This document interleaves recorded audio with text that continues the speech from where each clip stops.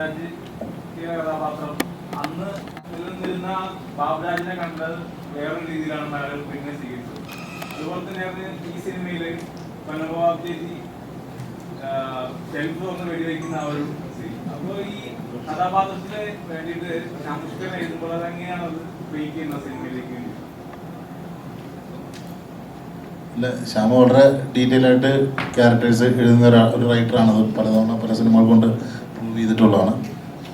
ശ്യാമ ആഷിഖിന് വേണ്ടിയിട്ട് നിരവധി ക്യാരക്ടേഴ്സ് എഴുതിയിട്ടുണ്ട്. എല്ലാം ഭയങ്കര സൂപ്പർ ഹിറ്റ് ക്യാരക്ടേഴ്സാണ്. ഇപ്പം സോൾട്ടാംപൂരിലെ ബാബുച്ചേട്ടൻ്റെ ക്യാരക്ടർ പോലെ ഇപ്പം ഈ സിനിമയിലേക്കാണ് ഒരുപാട് ക്യാരക്ടേഴ്സ് ഉണ്ട്. അപ്പം അത് സുഹാസും ദിലീഷും ശ്യാമോടെ എഴുതുമ്പം അങ്ങനത്തെ ഒരു ക്യാരക്ടേഴ്സിനെ അതിൻ്റെ ഒരു പൂർണ്ണതയിൽ ഒരു സിനിമയിൽ ഒരു മേജർ പ്ലോട്ടിനെ അങ്ങനെ ഫോളോ ചെയ്യാനില്ലായിരിക്കും. ചെറിയൊരു ത്രെഡിലൊരു പടം നടക്കുമ്പോഴത്തേക്കും അതിൽ ക്യാരക്ടേഴ്സിനെ ഫോളോ ചെയ്തായിരിക്കും സിനിമ മുമ്പോട്ടേക്ക് പോവുക.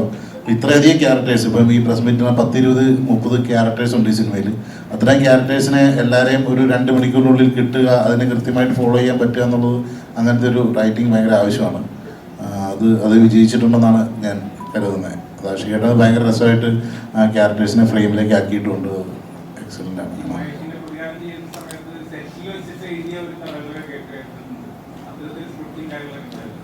അല്ല, സ്ക്രിപ്റ്റ് ഓൾറെഡി എഴുതിയിട്ടുണ്ടാവും ഉറപ്പായിട്ട്. ഇത് കുറേ നാളിരുന്ന് അവർ വർക്ക് ചെയ്തിട്ടുണ്ട്. പല ഡ്രാഫ്റ്റുകൾ ഇപ്പം ഞാൻ തന്നെ ഷൂട്ട് തുടങ്ങുന്നതിന് മുമ്പ് പല ഡ്രാഫ്റ്റും പല ചേഞ്ചസും ഒക്കെ ആയിട്ട് പലതവണ കേട്ടിട്ടുണ്ട്. ഒരു ക്ലാരിറ്റി ഉണ്ടാവും. പിന്നെ ഉറപ്പായിട്ടും അപ്ഡേഷൻസ് ഉണ്ടാവും, ഇംപ്രവൈസേഷൻ സെറ്റിൽ ഉണ്ടാവാറുണ്ട്. അതാണ് സംഭവിക്കുന്നത്. ഇതിപ്പോൾ നമുക്ക് കിട്ടുന്ന ക്യാരക്ടറിനെ അങ്ങനെ ചെയ്ത് പ്രസൻറ്റ് ചെയ്ത് വരുമ്പോഴത്തേക്ക് ഉണ്ടാകുന്ന ചെറിയ ഇംപ്രവൈസേഷൻസ് ആയിരിക്കും, അല്ലെങ്കിൽ കറക്ഷൻസ്, പുതിയ ഫീഡുകളൊക്കെ ആയിട്ട് അടിപൊളിയായിട്ട് മുന്നോട്ട് പോയിക്കൊണ്ടിരിക്കുകയാണ്. ഒ ടി ടിയിൽ സൂപ്പർ ഹിറ്റ് ആയിട്ട് ഓടിക്കൊണ്ടിരിക്കുകയാണ് ചിത്രം. അപ്പോൾ അതിനുശേഷം റൈഫ് ക്ലബ്ബ്, ഈ സിനിമ കാണുമ്പോൾ ഒരു ഗോഡ് ഫാദർ കാണുന്ന പോലെ ഈ ഒരു ക്ലബിനെ മുഴുവൻ നീക്കുന്ന ഒരു വലിയൊരു കാരണവരുടെ ഒരു സ്ഥാനം ഉണ്ടല്ലോ. പോയാൽ പൊട്ട് പുല്ലെന്ന് പറയുന്നത് തോക്കിട്ട് മേടിക്കുന്ന ഒരു ആറ്റിറ്റ്യൂഡ് ഉണ്ടല്ലോ. ശരിക്കും ഇങ്ങനെ ഒരു കഥ കേട്ടപ്പോൾ ഒരു കഥാപാത്രം എത്രത്തോളം ഡീപ്പാന്ന് തോന്നി?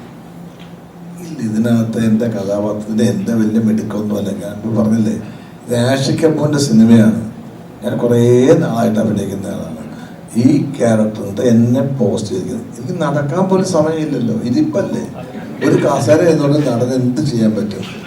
എനിക്കൊന്നും ചെയ്യാൻ പറ്റില്ല അവിടെ.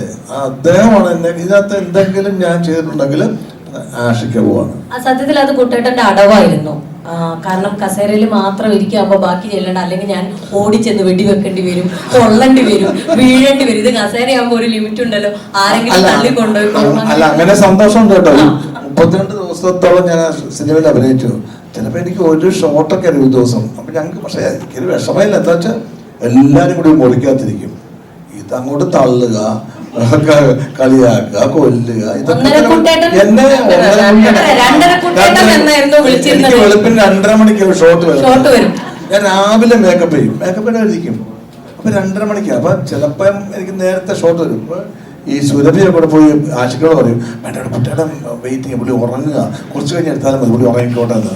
അപ്പൊ പിന്നെ ആഷിക്ക് വിചാരിക്കും ഞാൻ ഉറങ്ങിക്കോട്ടെ എന്ന്. അപ്പൊ ലാസ്റ്റ് ഷോട്ട് എനിക്ക് എടുക്കും 2:30 മണിക്ക്. അപ്പൊ ഇവരൊക്കെ സുഖമായിട്ട് ബാക്കി ഷോട്ടൊക്കെ കഴിഞ്ഞിട്ട് പോകും. അങ്ങനെ 2:30 കൊണ്ടിരുന്ന പേര് കിട്ടി. 10 ദിവസം കഴിഞ്ഞപ്പോ ചേട്ടൻ 2 മണിയാകുമ്പോഴേ റെഡി ആവുള്ളൂ. കാരണം 2:30 വിളിക്കുള്ളൂ. അയ്യോ അല്ല, നോണ പറയില്ല. അതിരാവിലെ ഞാൻ റെഡിയാകും. പക്ഷെ ഇവരൊക്കെ പിള്ളേരല്ലേ. അപ്പൊ ഞാനിപ്പോ ഇവരെന്ത് പറഞ്ഞാലും സമ്മതിച്ചു കൊടുക്കും. ഞാനുള്ള കാരണവര് 40-42 വർഷമല്ലേ സിനിമയില്. പക്ഷെ അഹങ്കാരമല്ല, അഹങ്കാരം എന്റെ അവസ്ഥയാ.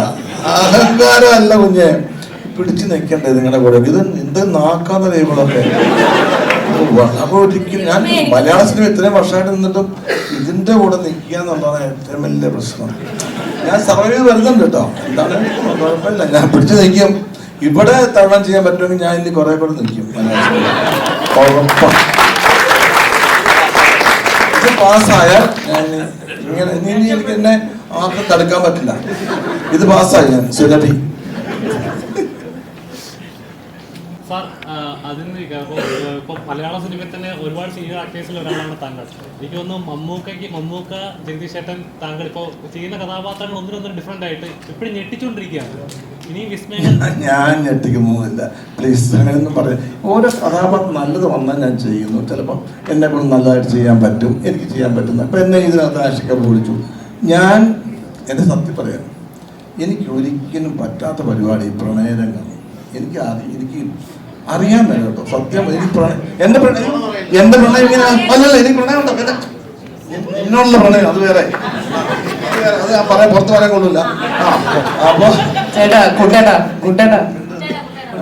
നേരത്തെ സൂരജിന്റെ കാര്യം പറഞ്ഞ പോലെ പിന്നെ അപ്പൊ എന്റെ പ്രണയം അത് എനിക്ക് അറിയില്ല. ശരിക്കും പറഞ്ഞാൽ എന്നെ ആദ്യം കാമുകനായിട്ട് സിനിമയിൽ അവതരിപ്പിച്ചത് ആഷിക പോവാണ്.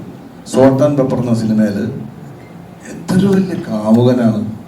കണ്ട പ്രേക്ഷകർ പറഞ്ഞത് ലാല്, ശ്വേത, ആസിഫ് അലി, അവരുടെ പ്രണയമൊക്കെ ഉണ്ട്. പക്ഷെ എൻ്റെ പ്രണയം, എൻ്റെ കാമുകയെ കാണിക്കുന്നുമില്ല. പക്ഷെ ഞാൻ ഭയങ്കര കാമുകനായിട്ട് എല്ലാവർക്കും തോന്നുന്നുണ്ട്. ആ ഡയറക്ടറുടെ മിടുക്കാണ്, എൻ്റെ മിടുക്കല്ല. അങ്ങനെ എന്നെ നല്ലൊരു ക്യാരക്ടറായിട്ട് എന്നെ ഇത്രയും നാൾ നിലനിർത്തിക്കൊണ്ട് ഇവിടുത്തെ ഡയറക്ടേഴ്സാണ്, ഇവിടുത്തെ പ്രൊഡ്യൂസേഴ്സാണ്, ഇവിടുത്തെ പ്രേക്ഷകരാണ്. അല്ലാതെ ഈ ഞാൻ പറഞ്ഞത് മനസ്സിലായില്ലേ, ഒരാൾ പറഞ്ഞുകൊണ്ട് അങ്ങനെ ആവില്ല സിനിമ. ഇപ്പം തൽക്കാലം ഒരു ചില കാര്യങ്ങൾ നടക്കുമായിരിക്കും.